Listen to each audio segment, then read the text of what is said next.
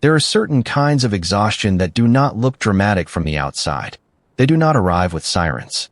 They do not smash plates against the wall. They do not announce themselves in some neat, cinematic sentence. They just settle into a house, into the carpet, into the light above the kitchen sink, into the damp little silence after midnight, when one person is washing pump parts in the dark and another person is somewhere across town in a hospital, trying to remember if she has eaten. That was the season they were living in when their son was born. He was 11 months old by the time everything blew open, but the damage had started much earlier, back when everybody still believed they were doing something noble. His wife was in residency. Not the romantic version people like to talk about, where ambition glows and sacrifice feels meaningful. This was the ugly version. The version where time stopped belonging to her. Where she came home with bruises from leaning into counters. Where she sat at the edge of the bed unlacing her shoes like she had to remember, one finger at a time, how ordinary life worked. Where some weekends she was barely home long enough to shower, sleep, and disappear again. She loved their son with a hunger that scared her. That was the worst part. It would have been easier, almost, if she had been detached. If work had swallowed her whole. If she could have shrugged and said this was temporary. Everybody makes trade-offs. He'll be fine. But she was not built that way. Every hour she missed landed inside her like a small stone. So her husband did what he thought good men did. He rearranged his life. He cut his work down to part-time. He became the stay-at-home parent. He learned the rhythm of naps, bottles, wipes, laundry, fever checks, stroller walks, burp cloths draped across the shoulder like surrender flags. And his mother moved in to help. On paper, it sounded like the kind of family support people envy. A grandmother under the same roof. A father present every day. A mother chasing a brutal career for the good of all three of them. But paper is a liar. The truth was messier. Sometimes his wife would come home for a day, and their son would sleep through half the time she was there. Sometimes she would stand over the crib, still in scrubs, staring at the rise and fall of his chest like that was all she was allowed to have. Sometimes she would ask in an overly bright voice whether he had done anything new, and even the question itself felt dangerous. Because what answer could make her feel better?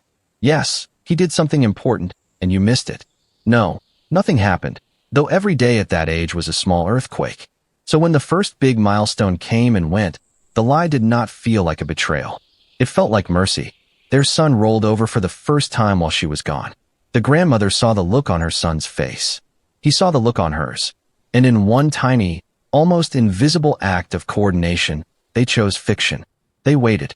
Then when the wife came home, tired and hopeful and aching to be needed, the grandmother called her over with that tone older women have when they know how to turn a room toward joy. The baby wriggled. The wife leaned in. And right there, on cue, he rolled. Her face broke open. That was the drug, not the lie itself. The relief it created. The way guilt vanished from her shoulders for one shining second. The way she laughed. The way she clapped a hand over her mouth and looked like she might cry, but for once not from grief.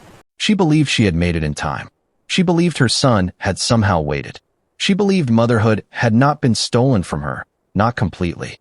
And watching that happen, the husband told himself the most dangerous sentence a person can tell himself.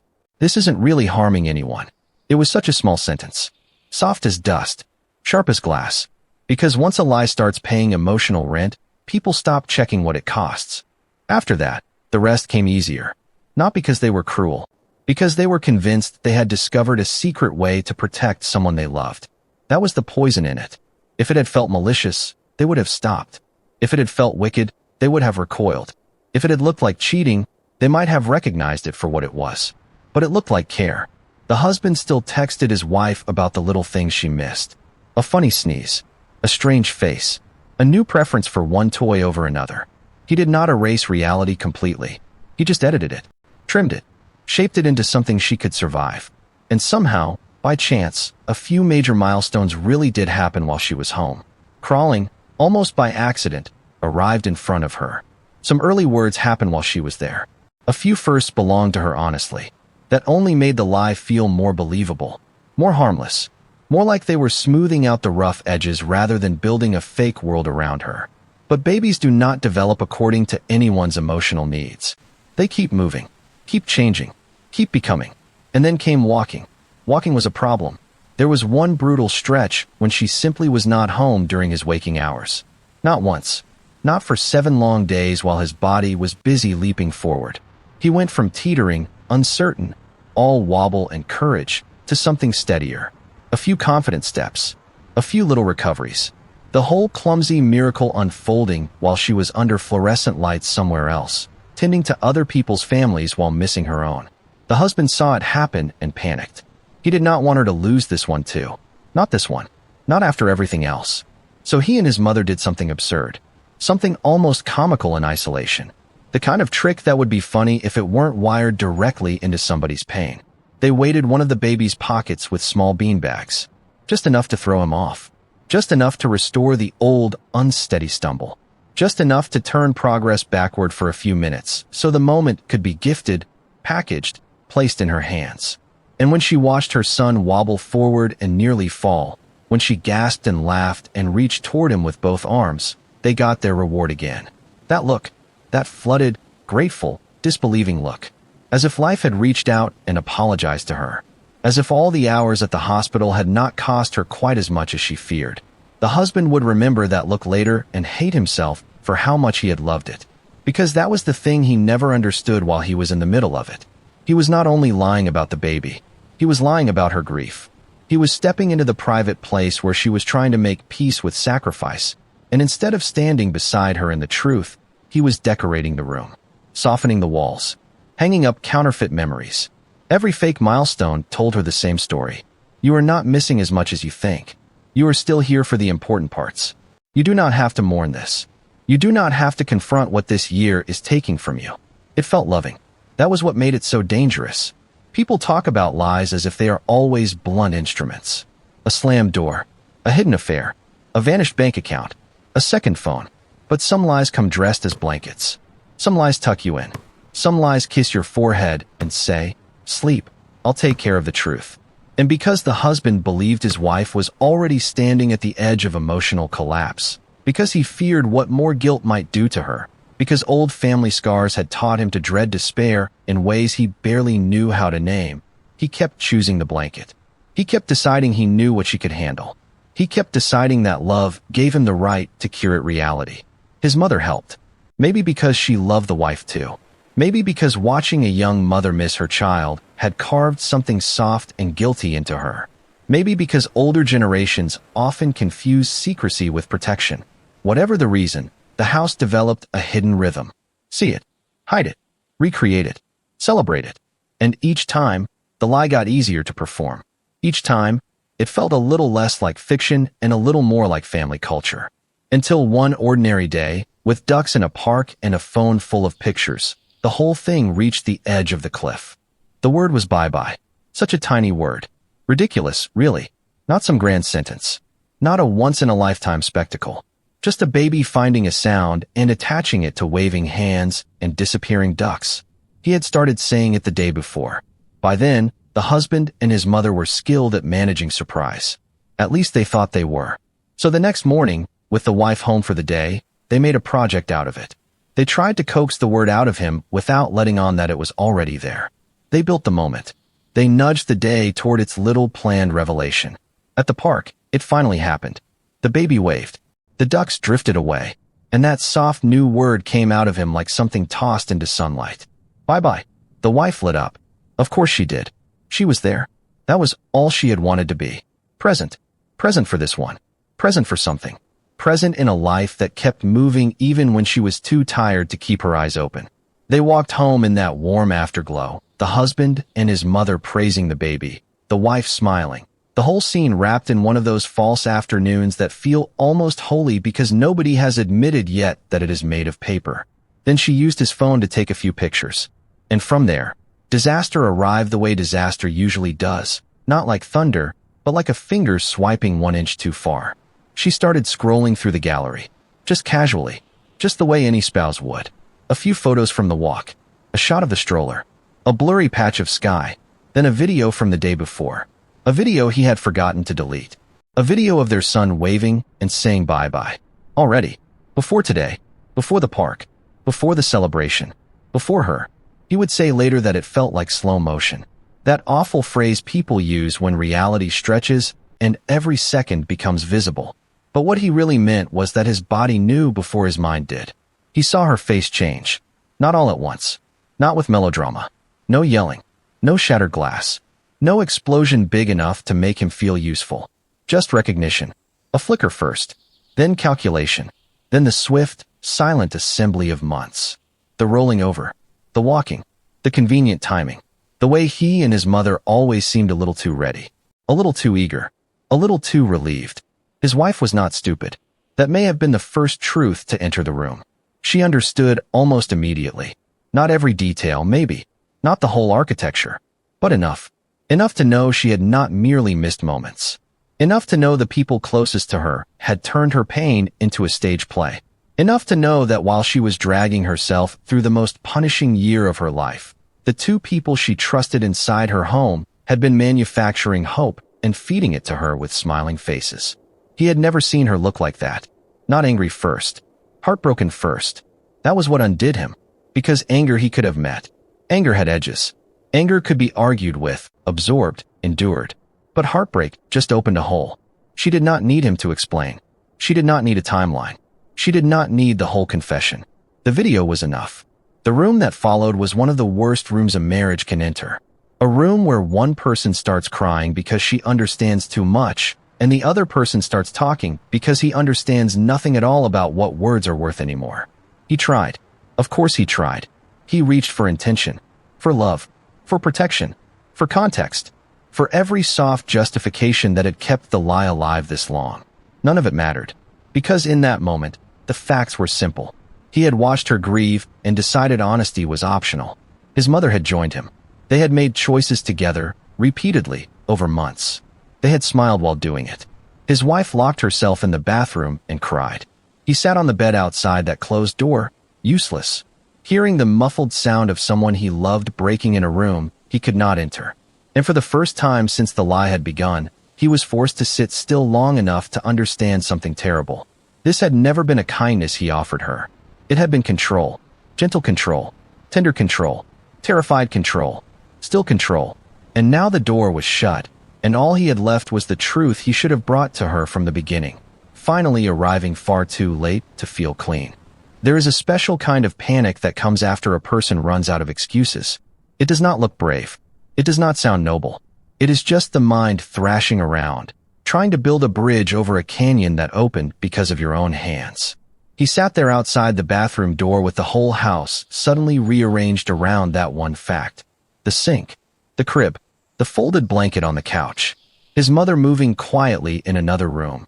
No longer helpful, no longer wise, just implicated. His son babbling somewhere in complete innocence, still moving forward in his own bright, unstoppable life. And him, a husband who had thought of himself as devoted, as sacrificial, as the one holding things together. Now sitting in the wreckage, realizing devotion is not the same thing as respect. That sacrifice can turn sour if it begins to believe it deserves authority over another person's emotions. That love, when filtered through fear, can start speaking in a voice that sounds disturbingly like permission. He wanted to fix it immediately. That was instinct. Apologize harder. Explain better. Knock on the door. Make tea. Promise therapy. Promise honesty. Promise anything. But some injuries refuse first aid. Some injuries need witness more than repair. And beneath all his scrambling was a fear he had never fully named out loud. A fear rooted in older family pain. In things he had seen before. In the possibility that guilt and exhaustion and new motherhood and relentless work might one day shove his wife into some dark place he would not know how to pull her back from. It was irrational in parts, real in other parts, ugly everywhere. And instead of confessing that fear to her, instead of saying I am scared for you, I do not know how to help, I hate what this year is doing to you, he had chosen performance over vulnerability. Because vulnerability makes you feel small. Performance makes you feel effective. So he had curated joy, manufactured reassurance, built a fake little bridge over her sorrow, all while congratulating himself for being loving. By the time she finally came out, the house had changed temperature. Not colder exactly, wider, as if the distance between them now had physical dimensions. She had the look of somebody who had cried until crying itself turned exhausting. Her face emptied out. Her voice flattened. And that might have been worse than screaming. People imagine betrayal as heat. Sometimes it is actually ice. What wounded her was not only the content of the lie, not only the missed milestones, not only the video. It was the collaboration, the intimacy of it. Her husband and his mother had a private reality from which she was excluded, a months-long secret running parallel to family life. Two people looking at her, reading her grief, adjusting their behavior, deciding together what version of motherhood she was allowed to experience. That was the blade. Not just you lied to me. You studied me while you lied. He tried to tell her he had meant well. Tried to say he only wanted her to feel she was still part of everything.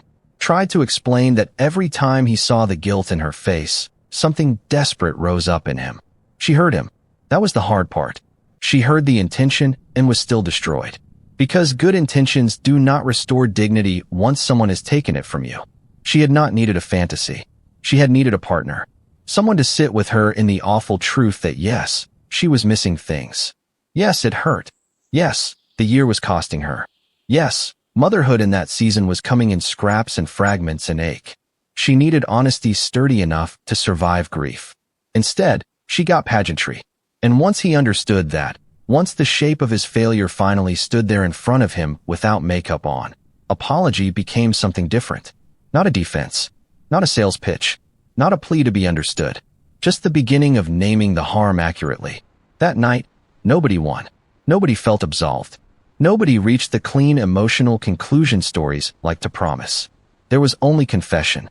Silence. Fragments. The baby waking. The grandmother crying in private. The wife staring at the wall as if she were trying to locate the exact point where love had curdled into humiliation. The husband learned, in those long hours, that remorse is not measured by how terrible you feel. It is measured by whether you are willing to stop arranging the narrative in your favor. And for the first time, he had no narrative left to arrange. The conversation that came later mattered more than the discovery. That was the cruel truth. The discovery shattered the glass. The conversation forced them to look at what had actually been living behind it. It did not happen immediately. Of course not. Pain rarely becomes articulate on demand. There were stretches of distance first. Uneven silence. Necessary space. The practical motions of caring for a baby while the emotional architecture of a marriage sat in pieces around them. Then finally, at some hour when both of them were too tired to keep hiding behind posture, they sat down. No performance left. No useful masks. Just two people in a house that had been carrying too much for too long. He apologized. Not the quick kind. Not the polished kind. Not the kind designed to win back affection before the sentence is even over. The slower kind. The kind where you admit the thing in its ugliest shape. That he had lied. Repeatedly. That his mother had joined him. That he had mistaken relief for healing. That he had let fear make decisions his wife never consented to. That he had treated her not like a partner capable of enduring difficult truth, but like someone too fragile to be trusted with her own life. And then, because truth has a way of pulling more truth behind it, he admitted the deeper panic beneath it. That he had been scared of what her guilt was doing to her. That certain old family ghosts had made him catastrophize. That when he saw her exhausted and grieving and blaming herself, something in him decided the answer was to build a softer world around her instead of speaking honestly inside the hard one.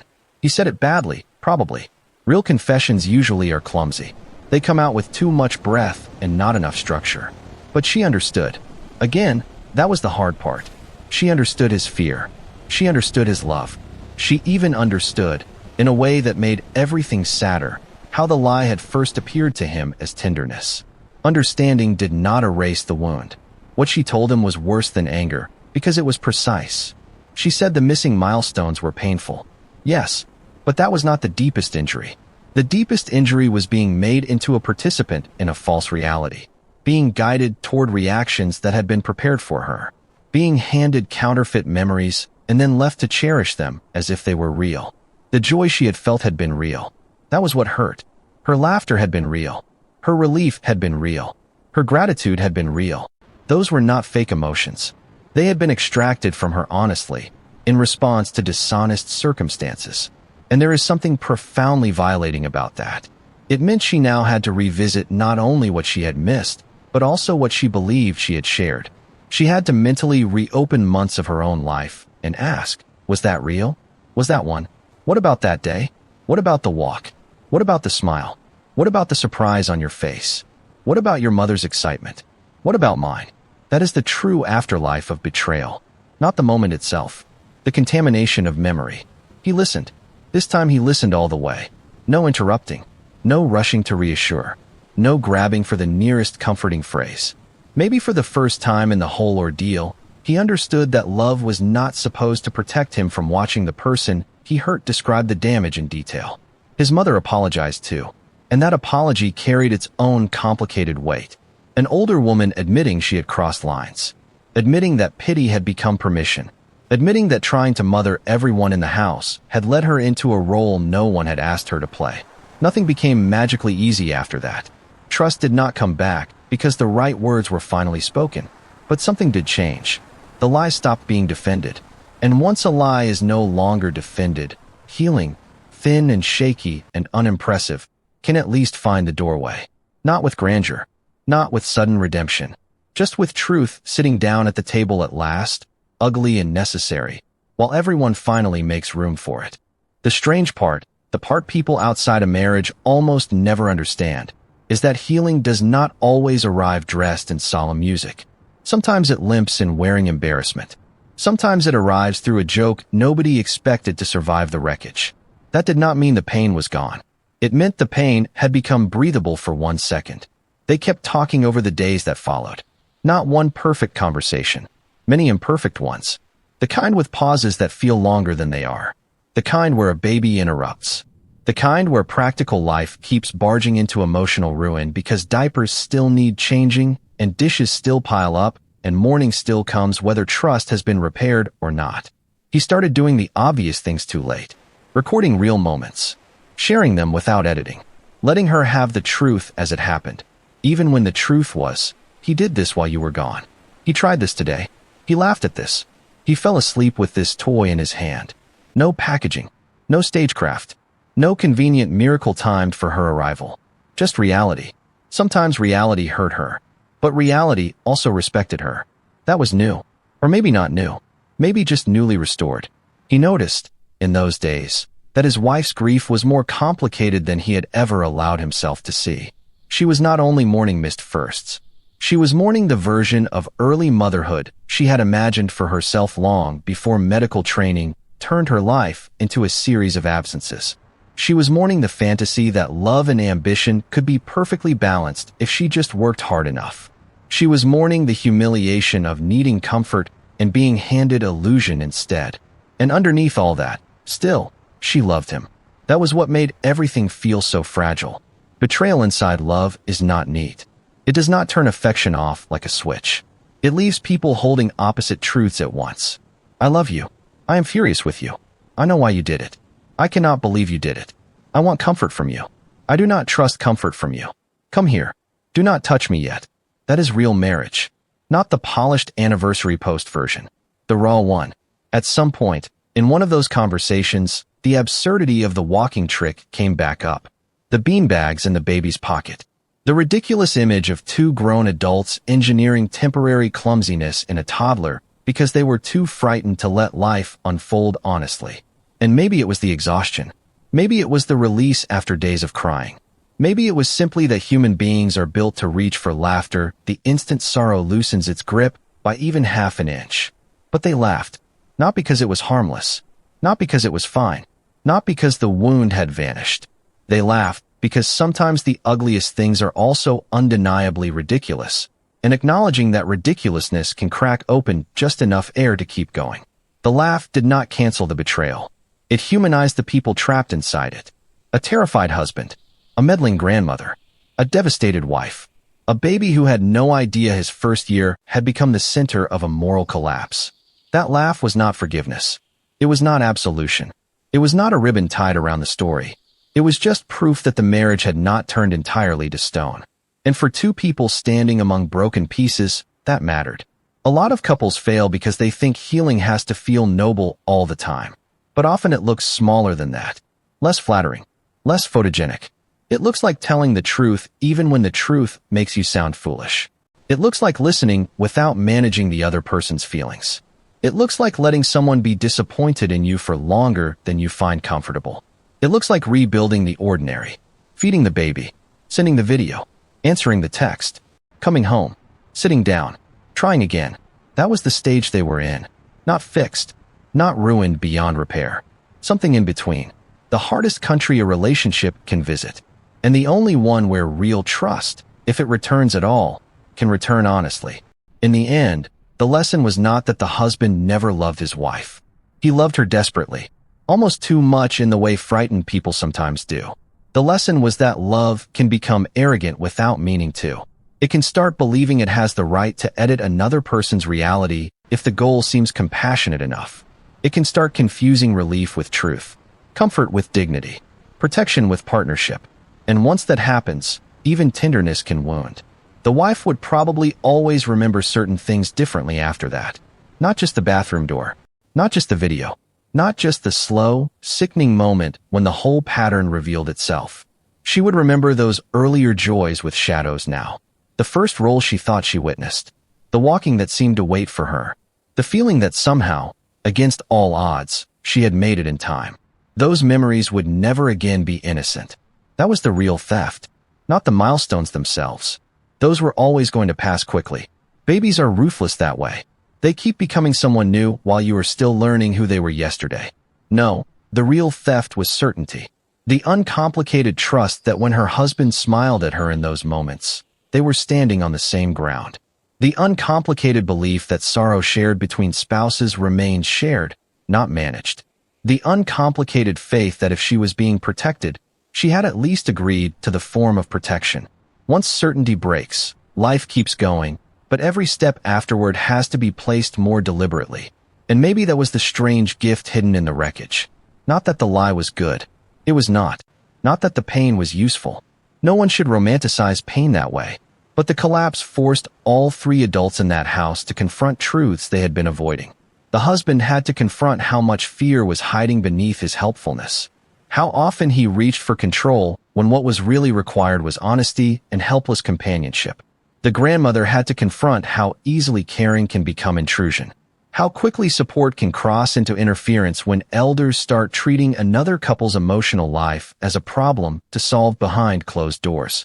And the wife, though she deserved none of this, was forced to say aloud what had been tearing through her for months. That she was drowning under the pressure of being both ambitious and maternal. That missing parts of her son's first year was not some minor inconvenience. That her grief was real. That her guilt was real.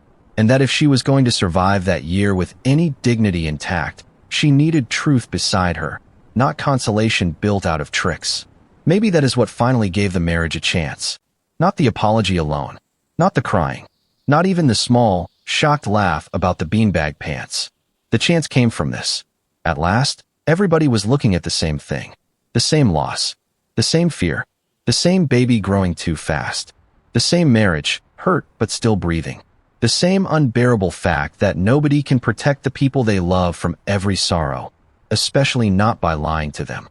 Sometimes the only honorable thing is to stand in the sorrow together and refuse to flinch. That is harder than deception. Much harder. There is no script for it. No guaranteed reward. No shining look on someone's face that lets you feel like a hero. Just honesty. Heavy and unglamorous. A hand on the table. A truth spoken before it curdles. A partner trusted enough to carry pain instead of being hidden from it. Their son would keep growing. There would be more words. More steps. More firsts that arrived without permission and vanished just as fast. Some she would catch. Some she would miss. That was always going to be the truth. But maybe now, painful as it was, she would at least get to live inside her own life without somebody quietly rearranging it for her. And maybe that is what love was supposed to be all along. Not a soft or fake world. A real one. Shared. Even when it hurts. Especially when it hurts. Because the deepest promise in a marriage was never, I will spare you every wound. It was this. I will not make you lonely inside your pain. I will not smile while editing your reality. I will stand where you stand. I will tell you what is true. And whatever this costs us, we will pay it in the open.